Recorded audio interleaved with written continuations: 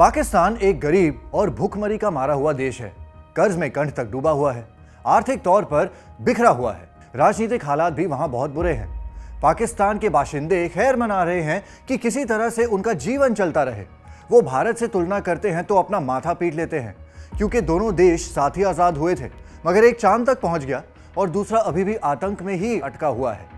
कहने का मतलब यह है कि पाकिस्तान की हवा खराब है, उसके बावजूद हमारे देश से दो नमूने पाकिस्तान पहुंच गए। जी हाँ, वो भी गैर कानूनी तरीके से। कौन है ये लोग जिनका दिमाग इस कदर फिरा हुआ है? चलिए बताते हैं आपको। 66 साल के मोहम्मद हसनैन अपने 31 साल के बेटे इसहाक अमीर को लेकर पाकिस्तान पहुंचे हैं। हसनैन खुद को एक राजनीतिक और सामाजिक कार्यकर्ता बताते हैं। हसनैन का दावा है कि वो इसी साल 5 सितंबर को दिल्ली से अबू धाबी गए थे, जहां से उन्होंने अफगानिस्तान का वीजा लगवाया। वो काबुल पहुंचे और वहां से कंधार में स्पिन बोल्डक में कुछ लोगों ने उनसे पैसे लेकर उन्हें गैर कानूनी तौर पर पाकिस्तान से सीमावर्ती क्षेत्र चमन में दाखिल होने में मदद की। चमन पहुंचकर दोनों बाप बेटे ने 10,000 रुपए की टैक्सी की और चमन से क्वेटा के लिए निकल गए। क्वेटा पहुंचकर उसी टैक्सी ड्राइवर को 50,000 रुपए दिए और क्वेटा से कराची आ गए। कराची पहुंचकर दोनों ने पाकिस्तानी अधिकारियों से मुलाकात की और बताया कि कैसे वो गैर कानूनी ढंग से कराची पहुंचे हैं। हसनैन और उनके बेटे की माने तो हिंदुस्तान में उनके साथ भेदभाव हो रहा था, इसीलिए उन्होंने भारत छोड़कर पाकिस्तान में शरण लेने का फैसला कर लिया। अब जब वो पाकिस्तान आ ही गए हैं तो चाहे उन्हें जान से मार दिया जाए या जेल में डाल दिया जाए, वो किसी भी सूरत में हिंदुस्तान नहीं लौटेंगे। अब जब इतनी कहानी बाप बेटे ने रची डाली है तो पाकिस्तानी अधिकारी भी हैरान हुए। तुरंत ही दोनों को कराची के इलाके अंचौली में इर्दी होम में ले जाया गया। दोनों अभी भी इर्दी होम में ही हैं। दोनों के बाहर निकलने पर पाबंदी है और बाकायदा पुलिसकर्मी दोनों की निगरानी कर रहे हैं। एक बात और बता दें आपको, मोहम्मद हसनैन दावा कर रहे हैं कि भारत में वो पत्रकारिता के पेशे से जुड़े थे और दिल्ली से 8 पन्नों का एक साप्ताहिक अखबार निकाला करते थे।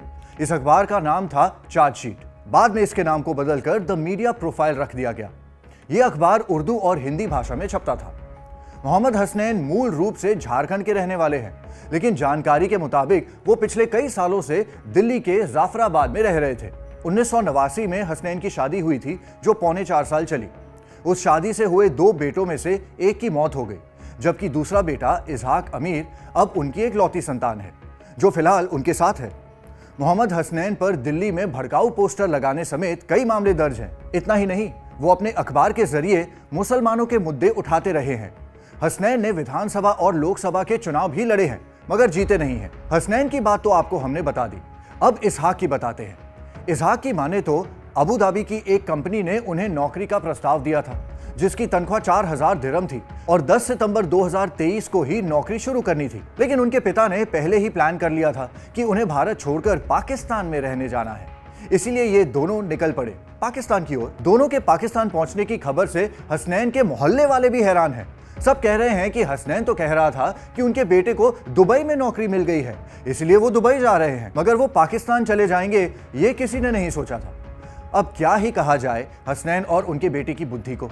ये भी नहीं सोचा कि जो देश उन्हें चुनाव लड़ने की आज़ादी देता है, जो देश उन्हें अखबार चलाने की आज़ादी देता है, जिस देश में वो पले बड़े इस काबिल हुए कि दुनिया में कहीं भी आ जा सके, उसी देश पर झूठा आरोप लगाकर हसनैन और उनका बेटा एक ऐसे मुल्क में पहुंच गए जहां ना कायदे हैं और ना ही कानून। अब द बिग बेंच पर बैठकर सोचने वाली बात यह है कि हसनैन और उनके बेटे का क्या होगा। क्या पाकिस्तान इतनी आसानी से उन्हें अपने यहां रहने देगा या वापस उन्हें डिपोर्ट कर देगा? आपके इस टॉपिक पर क्या थॉट्स हैं, हमें कमेंट सेक्शन में जरूर बताइए। और ऐसे और इंटरेस्टिंग वीडियोस देखने के लिए देखते रहिए द बिग बेंच, बैठ के सोच।